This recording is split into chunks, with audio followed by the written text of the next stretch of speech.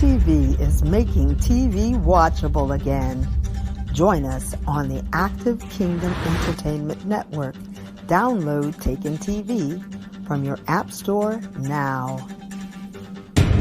Hi, I'm Joe Sweeney. I founded the Acervo Project in response to the growing epidemic of human trafficking and child exploitation. Classifying this as an epidemic is an understatement. Our investigation teams and cyber analysts are tracking child predators every day. We're making a difference, but we need your help. The average age of a trafficked child is just 14 years old. Will you join the Acervo Project team? Donate $14 a month to protect the next at-risk 14-year-old. Pledge your $14 a month at theacervoproject.org. That's ASSERVO.org.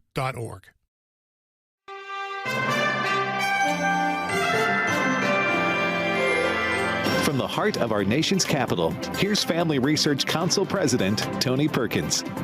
Welcome. Thanks for joining us here at Washington Watch. I hope you had a great weekend. For some of you, you still may be on that weekend as it runs into July the 4th, so enjoy. Tomorrow, we're actually going to have a discussion about America's future, what we must do to strengthen and preserve the freedom that we'll be celebrating tomorrow. You know, there's no question as a nation we're in decline, but together we can change that. But that's tomorrow's conversation. Today, I want to share with you the recent town hall meeting that we held in Des Moines, Iowa.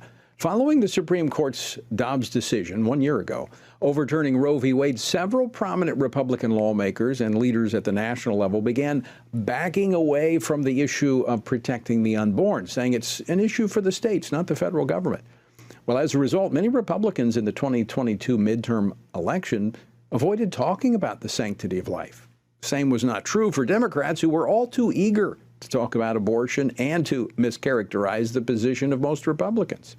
Now, those Republicans who did continue to champion the unborn, well, they won handedly in their re-elections. Now, we certainly applaud and are actively supporting the efforts to protect the unborn in the states all across the nation. But we went to Des Moines, Iowa to make very clear there remains a significant role at the federal level. As you'll hear from our panel of experts, South Carolina Senator Lindsey Graham, Marjorie Dannenfelser, president of Susan B. Anthony Pro-Life America, Myra Rodriguez, former Planned Parenthood clinic manager and whistleblower, and Bob Vanderplatz, president of the Family Leader. There is work to be done at every level of government as we move forward in this post-Roe world, and we're going to talk about it. But first, I want to mention coming up this year, September the 15th through the 17th, is FRC's Pray Vote Stand Summit in Washington, D.C. At the summit, you'll hear from Christian leaders, government officials, issue experts, and more. In fact, we just announced that we're going to have former President Donald Trump, Florida Governor Ron DeSantis, and others among the many speakers. So if you'd like to be a part of that, register now. Go to prayvotestand.org. That's prayvotestand.org. All right, to start off our panel discussion in Des Moines, I turned first to Senator Lindsey Graham, who shared his desire to draw a line in the sand for the soul of America. Senator, we're going to jump right into this, and I'm going to put you first. Why are you here in Iowa? I love the ocean. I got some bad information. Now I'm here because Iowa matters if you want to be the Republican nominee. The road to the nomination runs through Iowa. It's the first stop. And I'm here to tell my fellow Republicans, you should want to talk about abortion, not be afraid of it, right? After the Dobbs decision, our Democratic colleagues have introduced legislation in Washington that would create a national standard. It would overrule every state law, Tony. It would allow abortion on demand, taxpayer-funded, literally up to the moment of birth. Okay, if you're a Republican, you should be against that. If you're like 70% of the country, 80% of the country is against that. Why are we having a hard time talking about an issue where 80% of the people are against what they want to do? If you can't talk about this, you're not going to do well. Okay? Life, liberty, pursuit of happiness, you've heard those phrases? It's pretty hard to pursue happiness if you're dead. So here's what I want to say to my Republican colleagues. I ran for president, Tony. If you don't remember that, it's not your fault. I didn't do very well. Somebody asked me what happened with you and Trump. I said, well, I said every bad thing about him I could. I got to know him. I come to like him and he likes him, so we got that in common. But you got some really qualified people on our side coming to Iowa. Check them out. And here's what I hope they'll say, that what the Democrats are proposing is barbaric. Like China and North Korea allow abortion on demand up to the moment of birth using government money. But 47 to 50 European nations limit abortion between 12 and 15 weeks. I never thought I'd say, look to see what France is doing. They're at 14. So my bill, Tony, will create a national minimum standard. You can do more. You can do 6 weeks. You can do whatever you want to do at the state level. But at 15 weeks, I want to draw a line for the soul of America. Yeah. What good comes from aborting a child who sucks his thumb, can feel pain at 15 weeks in the birthing process? That is a reasonable position to take. And if you're running to be the standard bearer of the Republican Party, it should be easy for you to say the following. If you send me a bill outlawing abortion at 15 weeks where the baby can feel pain, to operate on the child, you provide anesthesia because we know they feel pain, I will sign it. If that is hard, you're in the wrong business. That's why I'm here in Iowa. Just for the record, Senator, I don't remember when you ran, but I remember your cell phone. Yes, my cell phone did better than I did, yes.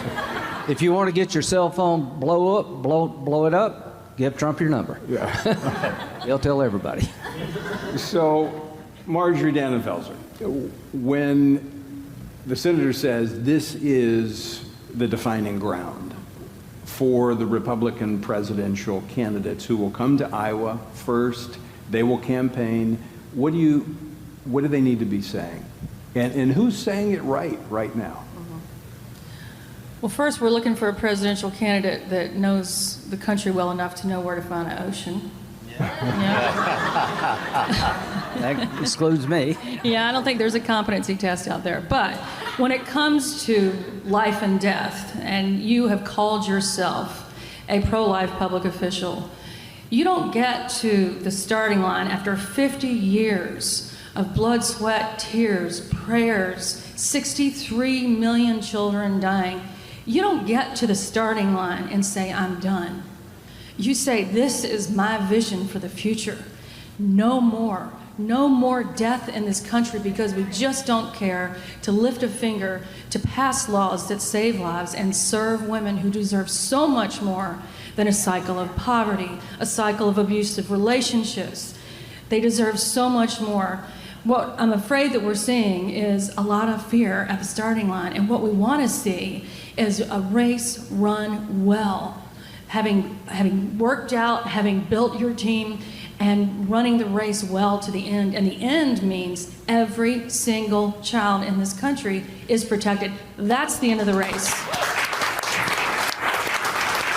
So since Susan B. Anthony, Pro-Life America is the election arm of the Pro-Life Movement, we care so much about what happens in Iowa. You have so much power to influence the country in terms of saving the lives of children intended for this world for purposes only they can accomplish. So thank you for making it clear to each of these presidential candidates what you expect when they get here. Thank you, Marjorie. And by the way, folks, there are resources available for you to help you better understand the issue, to talk about these issues. Simply text the word LIFE, L-I-F-E, to 67742. That's 67742, the word LIFE. And you'll have a whole list of resources from the different organizations that are working on the life issue. Myra, I want to go to you now. You worked with Planned Parenthood. You are now an advocate for life. That's the part when you don't get to throw shoes at me. What are you hearing as you travel, not just here in the United States, but as you travel in Central and South America and other places? What are you hearing about the concern over life? People really don't want abortions. I mean, Senator said it, 80% are against it in most cases, right? They think some people think that it's the less evil because they don't want to see the kids on the street, right? And there's always comes down to a social justice issue, right? That it's not being addressed by the politicians we elected, right? So you go to Colombia and abortions are being pushed to 9 months too. You go to Mexico and it's the same issue. When you talk to the people on the street, they don't want this. I got the fortune of touring Hawaii in February, and the people in Hawaii are very liberal state, a very, how can I say, permissive towards abortion, like Hawaii. They don't want this. You know, most people don't even know that abortions are happening after 20 weeks, that are happening for any reason. There's no rape victim, there's no medical problem. Simply, I just don't want to have this baby now because there's a social issue involved, or there's a reason why that woman feels that she needs to have that.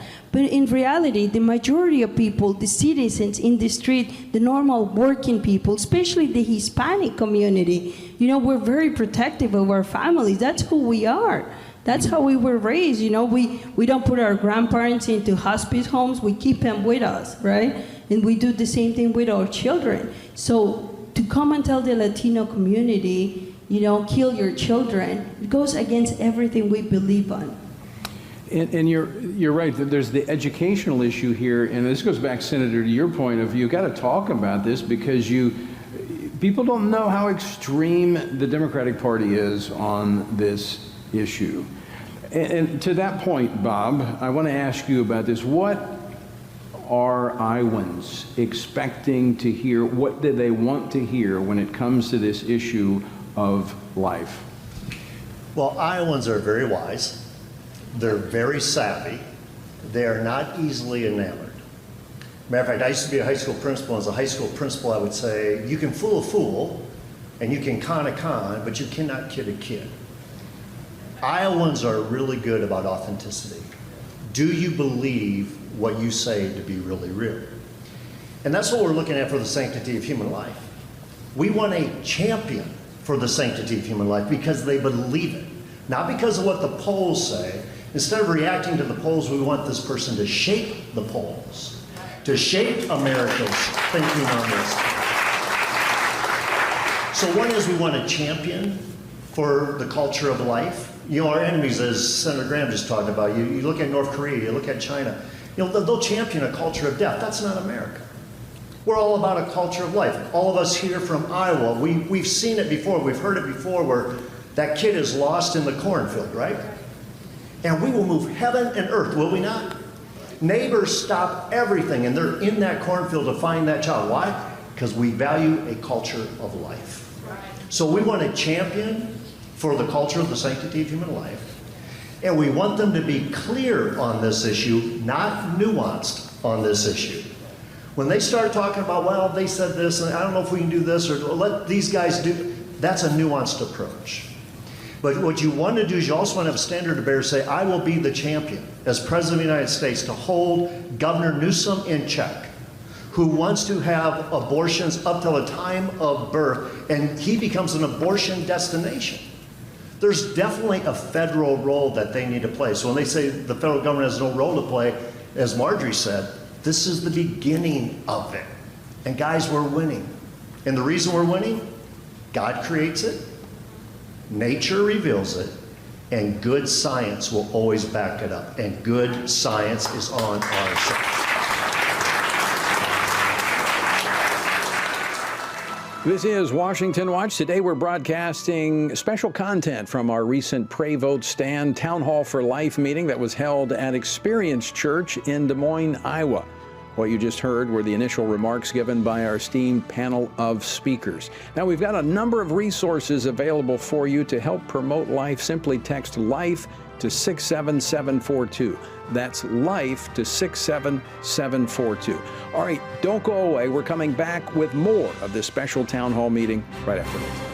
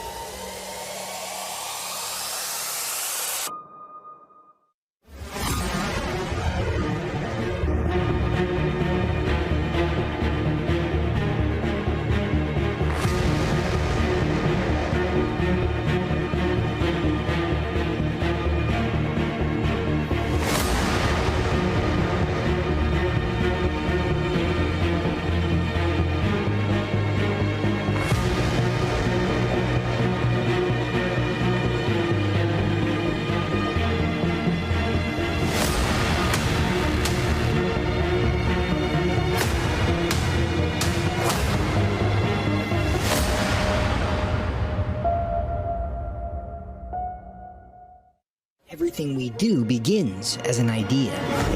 Before there can be acts of courage, there must be the belief that some things are worth sacrificing for. Before there can be marriage, there is the idea that man should not be alone. Before there was freedom, there was the idea that individuals are created equal. It's true that all ideas have consequences, but we're less aware that all consequences are the fruit of ideas. Before there was murder, there was hate. Before there was a Holocaust, there was the belief by some people that other people are undesirable. Our beliefs determine our behavior, and our beliefs about life's biggest questions determine our worldview. Where did I come from? Who decides what is right and wrong? What happens when I die? Our answers to these questions explain why people see the world so differently. Debates about abortion are really disagreements about where life gets its value. Debates over sexuality and gender and marriage are really disagreements about whether the rules are made by us or for us. What we think of as political debates are often much more than that. They're disagreements about the purpose of our lives and the source of truth. As Christians, our goal must be to think biblically about everything. Our goal is to help you see beyond red and blue, left and right, to see the battle of ideas at the root of it all. Our goal is to equip Christians with a biblical worldview and help them advance and defend the faith in their families, communities, and the public square. Cultural renewal doesn't begin with campaigns and elections. It begins with individuals turning from lies to truth. But that won't happen if people can't recognize a lie and don't believe truth exists. We want to help you see the spiritual war behind the political war, the truth claims behind the press release, and the forest from the trees. Welcome back to Washington Watch. I'm your host, Tony Perkins. Good to have you with us. The website, TonyPerkins.com. Lots of resources there for you. Be sure and check it out. All right, today we're broadcasting special content from our Pray Vote Stand Town Hall for Life meeting that was held in Des Moines, Iowa. Now, it was right before the one-year anniversary of the U.S. Supreme Court's decision on Dobbs. Now, that was the decision that overruled both Roe v. Wade from 1973 and the Planned Parenthood versus Casey in 1992, returning the life issue back to elected officials. Now, our esteemed group of panelists included Senator Lindsey Graham of South Carolina, Marjorie Dannenfelser, president of Susan B. Anthony Pro-Life America, Bob Vanderplatz, president of Iowa's Family Leader, and Myra Rodriguez, a former Planned Parenthood clinic director and whistleblower. Now, after highlighting how Democrats at the federal level want taxpayer-funded abortion on demand through all 9 months of pregnancy, under any circumstance, Senator Graham made clear that the life issue is not one that should be left entirely to the states, as some Republicans have been saying. Here is what he shared. Folks, this is a human rights issue. It's not geography. If the pro-life movement is not about the baby, what good are we? It's always about the child. So to my colleagues who feel like the state should have the power to regulate this issue, I agree with you up to a point. And here's what the court said. Federalism, how many of you are a fan of federalism? I am. Federalism doesn't dictate barbaric outcomes. Kavanaugh, on the question of abortion, the Constitution is therefore neither pro-life nor pro-choice. The Constitution is neutral and leaves the issue for the people and their elected representatives to resolve through the democratic process in the states or Congress, like the numerous other difficult questions of America's social and economic policy that the Constitution does not address. To those who say the Constitution requires me to be quiet as a United States Senator and just suffer quietly as babies are aborted up to the moment of birth in parts of this country, no. The Constitution does not require that. Dobbs did not make that the ruling. It's quite the opposite. Nobody took on Kavanaugh when he mentioned Congress. So this idea that the states are the only game in town is wrong. There is not a closed for business sign out in front of the House and the Senate when it comes to the unborn. And when they come to Iowa, you need to let them know that. Marjorie, in fact, just today, you have some new polling data on this. Not that we make our decisions by polling, but it shows us where the American people are. And we've heard repeatedly that in the midterm election, 2022 midterm election, that this was a liability for Republicans. Now, it was a liability because they didn't talk about it. But when you compare and contrast the positions that the senator just laid out, the one that when a baby feels pain, sucks its thumb, where Americans stand on whether or not that life should be protected, juxtaposed to where the Democratic Party has stated a position, abortion up until the moment of birth and beyond, where does the American people stand on that? Well, where they stand is 59% of Americans think that Congress should pass a law 15 weeks or better for a minimum standard. And 24% of the people think that there should be unlimited abortion up until the end, paid for by taxpayers. Now, I'm not a rocket scientist, but I can tell you, I've never run for office, but I can say that if I were looking at those numbers and I was thinking of running for office, I would completely embrace that 59%. I'd also embrace every single other poll out there that reflects the goodness and common sense of this country. 77%, 70 to 72. This is NPR. This is not, not our side. NPR, Marist, Harvard polls all say that the good people of the United States support at least a 15-week limit. So if you're running, which I hear a lot of people are running for the presidency, go ahead and capture that 72% and do not be afraid. Be not afraid in the confrontation that you're going to have, because you're going to win. With a 72% issue versus a 10% issue, the only thing you must do is what you said, Bob. Communicate with clarity what your position is, with no nuance, and then you're going to be golden on that GOP stage or that debate stage. The clearest and the most ambitious and the most confident in this position should be the one that wins. But the one who won't say anything or said it's a federal issue only will not win, I believe, in Iowa or South Carolina, and means they won't be the president of the United States. Marjorie, that's well said. And I think, what Senator Graham said about being a federal issue or a state issue, it's not federal or state. This is right or wrong. Right. It's a right or wrong. That's why you don't have slavery in Iowa, but you don't have slavery in Missouri, right? It's a moral issue. It's right and wrong. And because this comes down to elections, if you think about it, the reason the Democrats are doubling down, why Joe Biden are doubling down, Schumer's doubling down, Newsom's doubling down, we're going to give abortion all the way up to the time of birth. They believe it's going to win an election. And the reason the other side's become a nuance, they're being concerned about it, because they're thinking that's going to lose an election. But think if you had a champion for the sanctity of human life, who said, I can't wait till America embraces all life till the time of conception to natural death, and every day gets to be lived out as God ordained it to be. Think about if you had a candidate message that and capture the imagination of a great country that celebrates the sanctity of human life, and they win. Because when they win, you know what happens? All these other politicians who said they're pro-life at a chicken dinner now become pro-life. Because you know what? It wins. Because at the end of the day, isn't it right, Senator Graham? It's all about re-election. It's all about, can I have that office? What we want somebody to do is be motivated because it's embedded in their DNA, and I'm going to be a leader, and I'm going to lead this country to the sanctity of human life. This is Washington Watch, and today we're broadcasting some of the highlights from our Pray Vote Stand Town Hall for Life meeting that was held at Experience Church in Des Moines, Iowa. You just heard from Senator Lindsey Graham of South Carolina, Marjorie Dannenfelser of Susan B. Anthony, Bob Vanderplatz of Iowa Family Leader.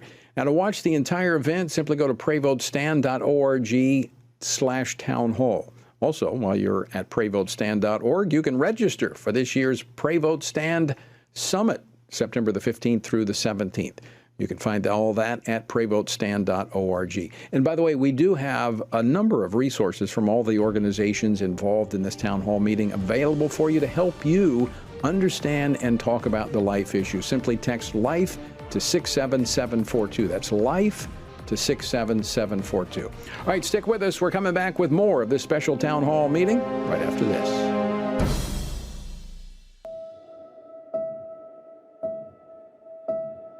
All of us are born with the desire to find truth and meaning.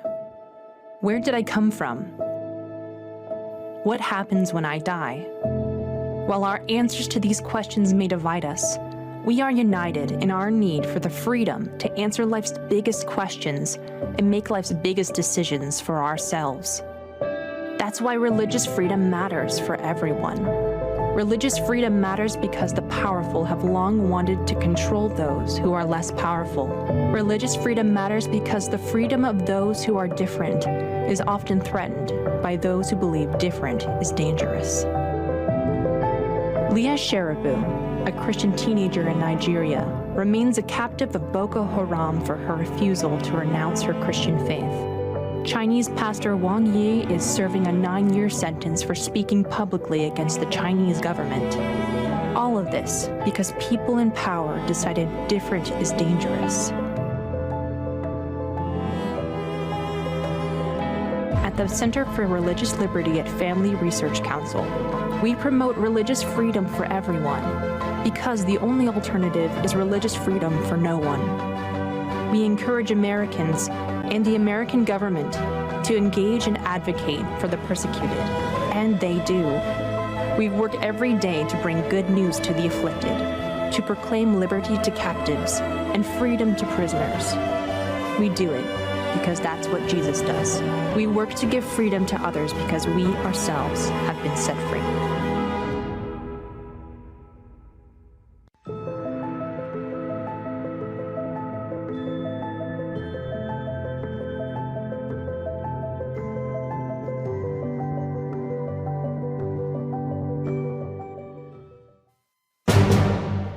Back to Washington Watch. I'm Tony Perkins, your host. Good to have you with us. The website, TonyPerkins.com. Lots of resources there for you. And by the way, be sure and share Washington Watch with your friends. It's a way for them to know what's going on, hearing directly from newsmakers. Now, what we're doing today is we're sharing with you some special content from a recent town hall meeting for life that we did in Des Moines, Iowa. Now, this 1 year before or after the Dobbs decision, we're just making it very, very clear that there remains a role for government at every level, federal, state, and even local. So here's more of that conversation that took place in Des Moines, Iowa. I introduced a bill, Tony, limiting abortion on demand at 20 weeks. I got 52 votes. Now, I took civics. Sometimes it doesn't show, but I did. You got to get 60 votes to get the final passage in the Senate. People tell me, well, you don't have 60 votes. I said, you're right. One day I will. It took us 12 years to ban partial birth abortion. It took us 50 years to get the court in a position to overturn a constitutionally unsound concept called Roe v. Wade. I'm in it for the long haul, but here's what I would tell everybody in the pro-life movement. This is a defining moment in the movement. If you buy the idea that it is a state issue only, then it never really was about the child. Right. This is a moment of reflection. You can be a minority voice in California, but you can still be heard. The nominee of the Republican Party must be for the child, not about geography. So you can start the process in Iowa. Bob's got a big crowd. If you're coming to Iowa and campaigning for president in July, you'll be asked, is there a federal role in protecting the unborn? I would say Dobbs clearly says there is. I would say common sense says there is. And I'm hoping that from tonight forward, people who want to be president that come through Iowa have certain expectations. If you're pro-life and you say you're pro-life, you must act consistently with that statement. That means you will support legislation protecting the unborn child. And all I'm asking you to do is put our country in line with 47 of 50 European nations. All I'm asking you to do is reject the barbarity of China and North Korea. To my Democratic friends, you have lost your way. Well done. Thank you, Senator. Bob, I just want to tag on to what we were discussing here about the role of the church. One of the things that can be done, and as we realize in this post-Roe world, abortion has not been eliminated. It is simply now in the hands of the people and their elected representatives. We've got to keep doing what we've been doing for 50 years. We've got to continue to fund and expand the Care Pregnancy Network all across this country, loving the women and their children. Adoption needs to be an aggressive undertaking by the church. And so there's a lot of work to be done. Policy is part of it, but walking alongside these women is a key part of building this culture of life, continuing to build it. I've got a, yes. Yeah, I want to add to that, because we have to say it. When you say 50 years of work, that sounds like I'm tired. But there is no tired now. It is a time to refresh, restore, dig deep, read again all those scriptures that were exciting to you in the very beginning. Remember the first day it dawned on you, oh my gosh, that child is being ripped apart, and that child was sent to this world for a purpose unique to him. Just dig in, refresh. I say this to myself. I say this to everybody on the stage. We could get tired, but there is no tired, because we have to not only do this ourselves, but we have to bring in more and more and more of this movement, and the new generation and the old generation and all of us, because this is the moment. This is the testing time that you said. This is the turning point where we either save lives or we let 63 million more die in the next 50 years. Okay, so I want to piggyback on that, because it's no time to be tired. It is time to be inspired. Right. Do you realize that we are on the back end of 50 years of prayer?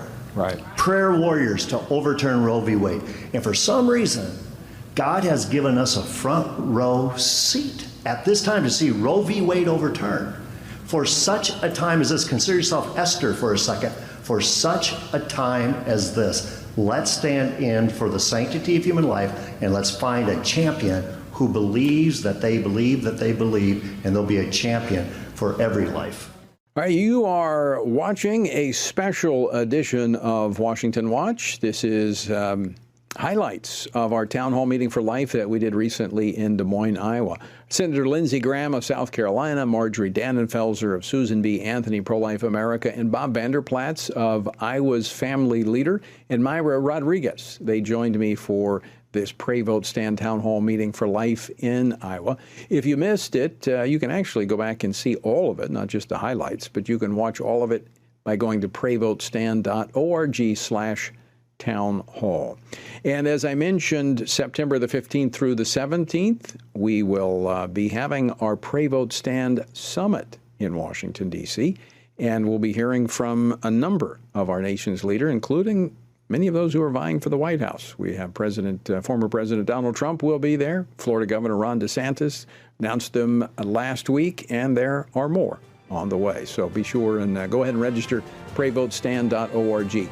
And back on the life issue for just a moment, we have a list of available resources to help you better understand the issue of life, how to talk about the issue, know what's happening in your state. Simply text the word LIFE to 67742. That's the word LIFE to 67742. All right, stick with us. We're back after this. It begins here, and here, and here. Every day. Before you stand, you need solid ground. Standing in a culture that wants you to surrender the truth won't work unless you have a firm foundation. At Family Research Council, we have that firm foundation, and you can find us standing. We stand for the value of all human life. We stand for the right of families to flourish. And every day we stand for your freedom to believe and to live out those beliefs both at home and abroad. We work with government officials, educating them on the issues from a biblical worldview. And when necessary, we hold them accountable. We equip Christians across America to be informed and to take action in their communities. With our daily radio program, television appearances, and vast online presence, we reach people where they are. We envision an America where all human life is valued, families flourish, and religious liberty thrives. And that won't be realized if we're not standing. Stand for faith. Stand for family. Stand for freedom. Stand with us at FRC.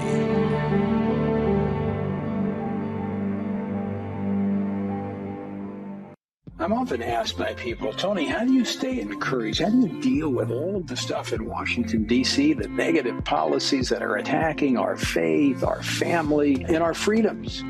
Well, you want me to let you in on the secret? It's called the Word of God.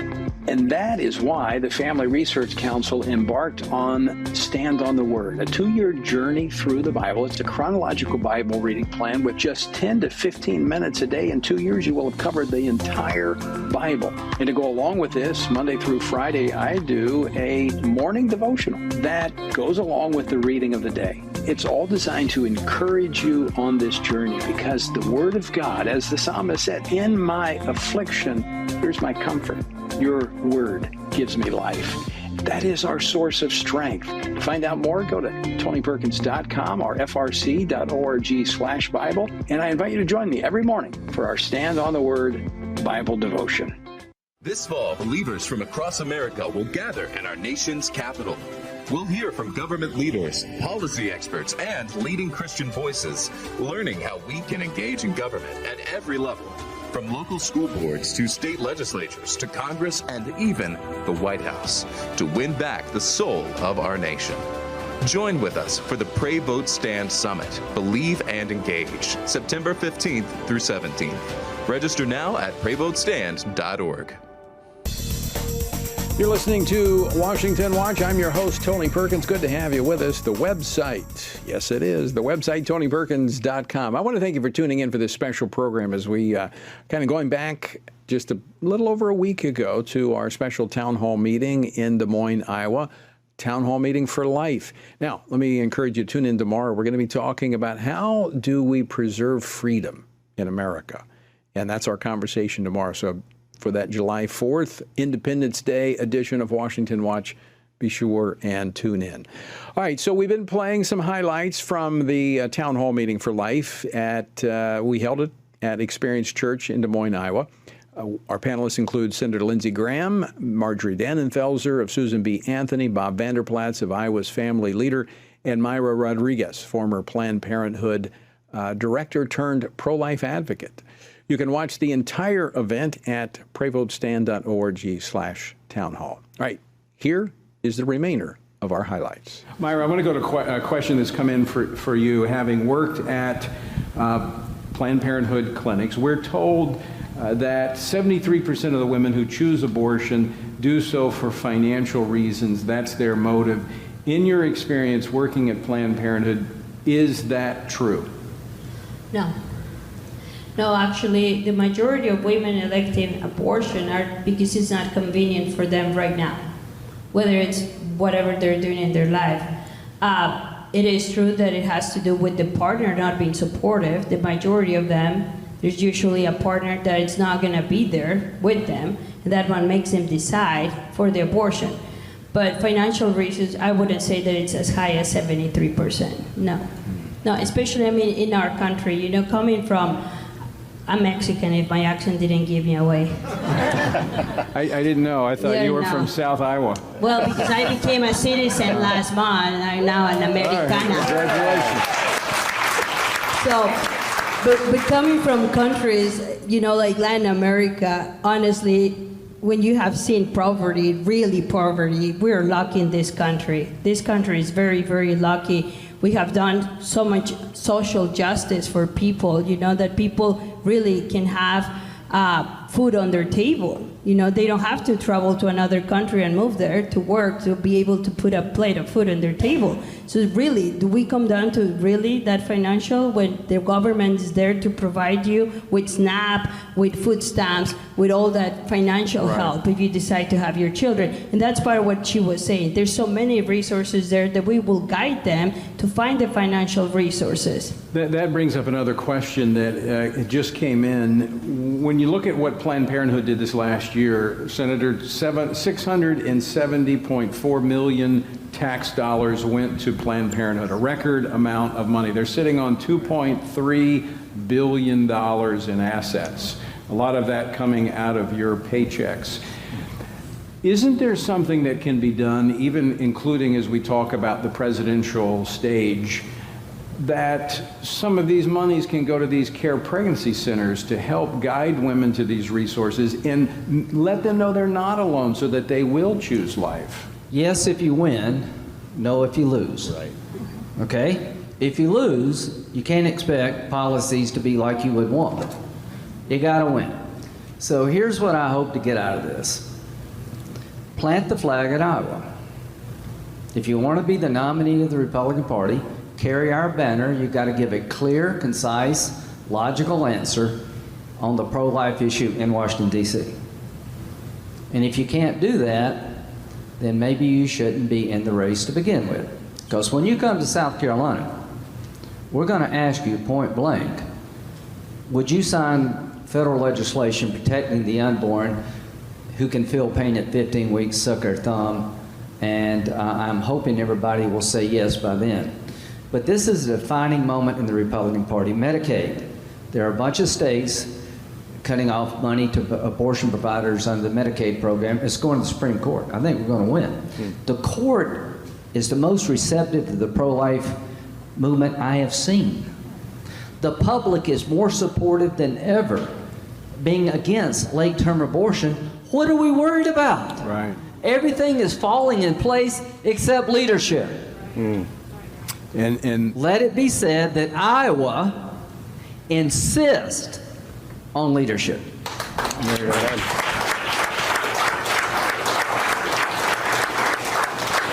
Tony, if I can follow up to that, and I want to give a challenge to Iowans, because Senator Graham, you're exactly right. That was exceptionally well said. But I don't think the Dobbs decision made the politician nervous. I think Kansas did. I think Kentucky did. I think Nebraska did. I think that's what made the politician nervous. And they started drawing, like, do I really believe what I believe? Because you know what? I may not win if I believe that.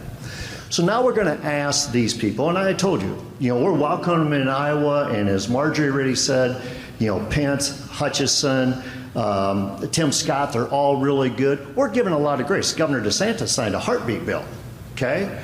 But they're still trying to find their sea legs, but we're going to help them find their sea legs to be a champion for the sanctity of human life. But then we as a pro-life community need to get behind them and help them win. Mobilize like never before to help them win. And that way our message to every mom is that little girl in your womb, she's a baby. And we'll do everything we can to help protect her. We're talking about what we want to see. Let's talk for a moment, present company excluded, of those who are doing it well, those who are talking about the governors, the elected leaders at the federal level and at the state level that are talking about this and leading well. I mean, sometimes the power of an example is extremely motivating. I don't think anybody did better than Senator Rubio in Florida. He did a beautiful job in debate against his opponent, Val Demings. He had the eloquence of Lindsey Graham and the passion of a Cuban background. He was unafraid. He showed that contrast, and he won. They thought he was going under. He won by large margins, and they thought this was the issue that was going to take him down. Same for Kemp, the governor of Georgia, signed a heartbeat bill, very purple state, purplish trending state. These days, he did a great job, unapologetic. He was in the game the whole time supporting that bill. So when it actually got to his desk, It wasn't like, yeah, I'll passively wait here to sign it. He was in it. He was advocating for it. That's what we need in a national pro-life leader. We need a national pro-life champion that invites that bill to their desk. And I just want to add one thing. From Susan B. Anthony Pro-Life America's standpoint, any candidate who wants to qualify from our perspective of being a candidate has to at least be for the 15-week limit. Otherwise, we will not support you. And I don't know if you can win. You tell me, can you win the presidency without the pro-life movement? Well, not only will you lose the people who make the phone calls and knock on the doors, you know, money takes you only so far. The best thing can happen to a politician is for somebody to get on the phone and advocate for you. That's better than any ad. You will break the hearts of everybody who's been with us for 50 years. You'll suck the life, no pun intended, out of the movement itself for no good reason. It's not like I'm asking you to jump in a vat of acid. I'm asking you to go where the biggest crowd is. For a politician, you know what I like? A bigger crowd's better than a smaller crowd. More votes are better than less votes. The abortion issue being handled by the Democratic Party is a political gift. They have taken the most extreme position you can imagine, and most of us are afraid to confront them with it because of what Bob said. This is a winning issue politically. It is. It is the right thing to do. It puts you in line with the civilized world. For God's sakes, people, demand of those who want to lead a great party to be bold. Yeah. So, Tony, I get a chance to meet with all these presidential hopefuls. And one thing I tell them is that if you want to win Iowa, the Iowa caucuses, I would emulate Governor Reynolds. And the reason is because she is exceptionally popular. She's bold, she's courageous. And these guys will remember in 2018, she was running against a guy named Fred Hubbell. Fred Hubbell was the chair of the state Planned Parenthood. And in the third debate, when they asked Kim Reynolds, what's your line in the sand? She said, the sanctity of human life. And she went from 3 points down to Fred Hubbell to beating Fred Hubbell by 3 points. Think of the difference our state would be under Hubbell versus Reynolds. Yeah. Stark, right? But not only did she sign the heartbeat bill, she has been a champion for the sanctity of human life at every turn. She's been ahead of us. She's been challenged our Supreme Court. If you want to emulate somebody to win Iowa, I'd say emulate Governor Kim Reynolds, and embedded in her is being a champion for life. Well, I'm going to have to bring this in for a landing here, and I want to first do this. We have the results from our poll. Do you think Congress has a role in protecting the unborn? This may come as a surprise, but 96% of those participating tonight say absolutely Congress has a role. The 4% got on the website by mistake, yeah. I'm going to give each of you a moment to make a closing statement, and then I'm going to wrap us up here tonight. Senator? So thank you to the church. You're making history. This is the 21st of June, right? 2023. Let it be said that the price of admission to being competitive in Iowa was set tonight. Okay? And all we're asking of our standard bearer is to be unafraid, he or she, to look the camera in the eye and articulate a position that most people in the country believe is the right position. And if you're on stage with Joe Biden in a debate, first thing you need to say, hey Joe, I'm over here. You've been asked 3 times, pal, is his favorite word, when would you limit abortion? You yet to give an answer to the American people. Listen to what I'm telling you. I believe America is a great nation. And I, as your president, will make sure that any baby, no matter where you're conceived, who can suck their thumb and feel pain, will be protected by the laws of the United States. We will not be a barbaric nation. So I hope my husband is watching tonight, because I'm going to say something I've never said before. I have nothing to add. Well done. That was funny. Well, I told you I just became a citizen, so I will be voting pro-life 2024. We will stay on this fight until it becomes unthinkable. That's what we're all here for. So abortion is unthinkable. I'd like to use the balance of Marjorie's time. No, I think, Senator Graham, you're right, and Maya and Marjorie as well. Just a blessing to be up here with you. Thanks to the church. Tony, thank you for putting this on as well. Iowans, we have a real responsibility. We want to find a champion for the sanctity of human life. We want them to believe it and to be very clear on it, and to point out where the other side is, and why the federal government has a role in this, all the way to where one day we celebrate every life, every life. And will it win? Mike Huckabee says yes. Rick Santorum says yes. Ted Cruz says yes. You're a champion for the sanctity of human life. It will win in the great state of Iowa.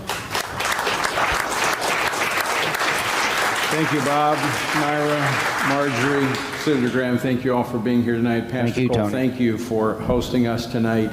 And I want to thank all of you for joining us. And I want to leave you with this thought, as it's been touched upon tonight, that yes, this is an issue that we wrestle with in the public arena, but more importantly, we wrestle with this issue in the heavenlies. This is a spiritual issue that is defining of this nation. Paul in Ephesians chapter 6, he says, be strong in the Lord and in the power of his might. And so we have to be equipped with that understanding that our strength may not be necessarily in the voting booth. That is that is how we work out our strength. Our strength is in the heavens, and it's our relationship with the Lord. But we need to realize that this is a spiritual battle, that we wrestle not against flesh and blood, but against powers, against the rulers of darkness of this age. And I will say this without hesitancy: abortion comes from the pit of hell. And we must stand against the darkness in this hour. And I thank you for being here tonight. I thank Bob for leading the Iowans to take a stand for life. And I pray that you will put your thumbprint on America going forward by shaping the views of our candidates. This has been a special edition of Washington Watch, as we've shared with you the highlights of a recent town hall meeting for life that we held in Des Moines, Iowa at Experience Church. And, we were in a church because these are not political issues. These are spiritual issues. And we need the churches to speak out on these. And encouraged by the pastors I see all across this country that understand that and are speaking out about these important issues that are defining of our day.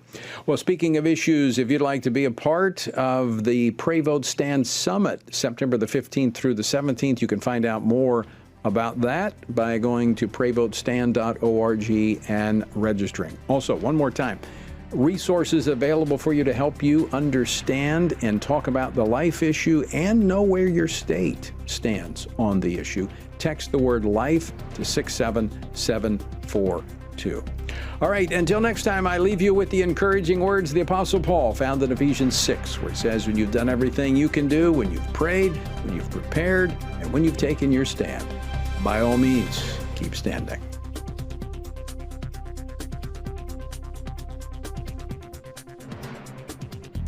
Washington Watch with Tony Perkins is brought to you by Family Research Council and is entirely listener-supported. Portions of the show discussing candidates are brought to you by Family Research Council Action. For more information on anything you've heard today, or to find out how you can partner with us in our ongoing efforts to promote faith, family, and freedom, visit TonyPerkins.com. Also, to leave a comment about Washington Watch, call our watch line at 1-866-372-7234. That's 1-866-372-7234. Taken TV is making TV watchable again. Join us on the Active Kingdom Entertainment Network, Download Taken TV from your App Store now.